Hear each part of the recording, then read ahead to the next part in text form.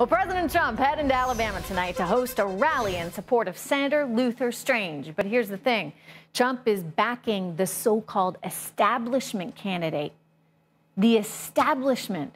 Why is he backing the establishment? I'll tell you, it's got some very passionate supporters of people like Trump. People like Sarah Palin, absolutely livid. She is supporting Roy Moore.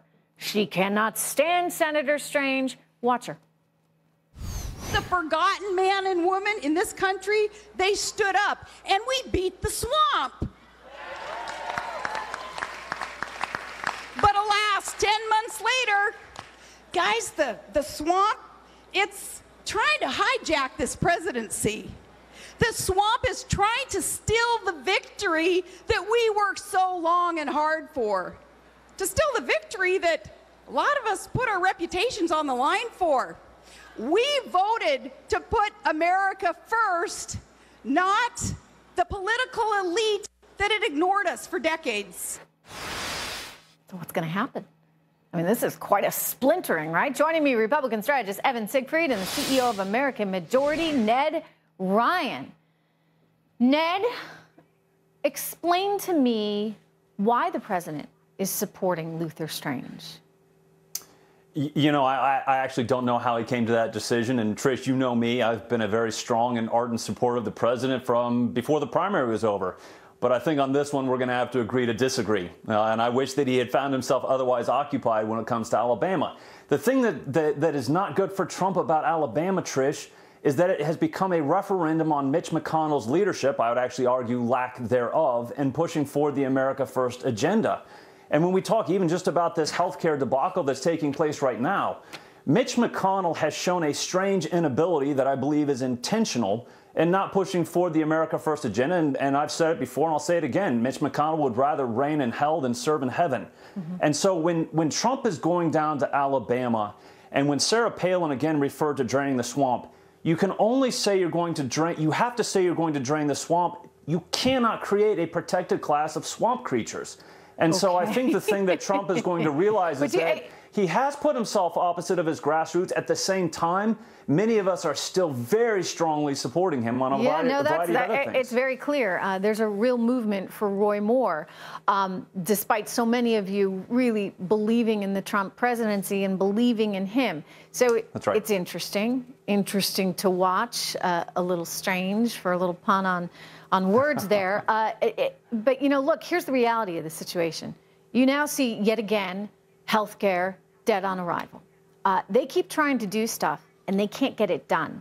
And, Evan, you can understand and feel the frustration that people like Ned have with this sense that, and Sarah Palin, that they worked hard for something, and now it's being taken away before their very eyes, as you have many as sort of taking hold of Trump and sending him in what they believe is the wrong direction into the arms of Democrats or the likes of Senator Strange. What do you say? Well, I don't see what we accomplished by replacing Luther Strange, who has been with the president since the first day he got into D.C. in February, with Roy Moore gets us.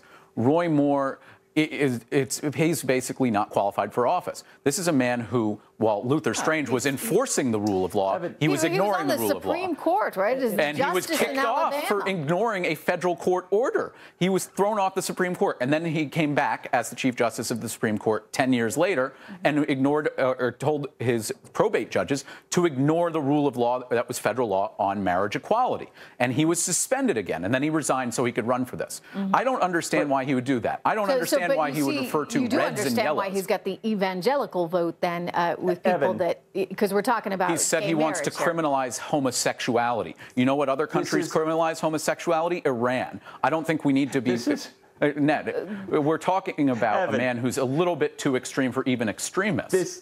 But here's the thing. This is literally you could almost say it doesn't matter who's on the ballot because this is a referendum on Mitch McConnell. If you talk to people in Alabama, as I have, from elected officials to grassroots, this race is becoming a referendum on Mitch McConnell's lack of leadership on pushing forward the agenda. Yeah. So I whether it was Roy Moore or someone else, No, I think that in here's the other thing, 2016, but Americans Evan, showed that they're very frustrated with Congress not doing anything. And Congress's approval ratings have gone to low single digits now. Tanked. And if we put Roy Moore in there, he's not somebody who's shown a willingness to work with others, and he's become very much a hardliner. If you put him in there, it'll be more gridlock. Why do we want to punish ourselves by giving us more gridlock? Luther Strange actually is willing to work with the president and anybody who's possible.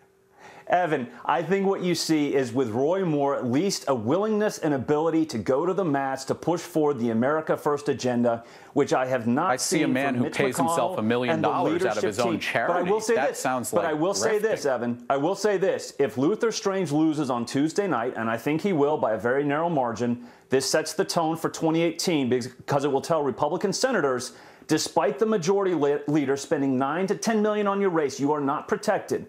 Either pass the president's agenda or you could face the wrath of the grassroots in 2018 primaries. But that's here's what I think really is actually going to happen as we close out this segment. I think there's a good chance that Senator Strange could win this thing because I do think that President Trump has led his base along. And I think that a lot of people are more loyal to him than they are to these ideas.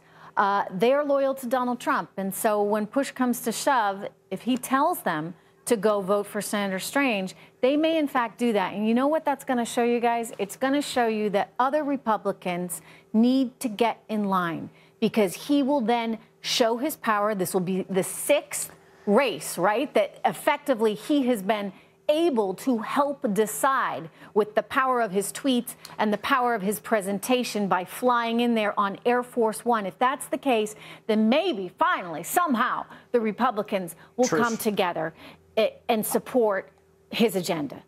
I will agree with you on this. If Luther Strange wins Tuesday night, it is because of President Trump leaning into it and putting his muscle behind it. That is the only reason that he will win on Tuesday night. And if he loses, that's a very major blow to President Trump. And you've weakened him as a president by undermining him through supporting Roy Moore. All right.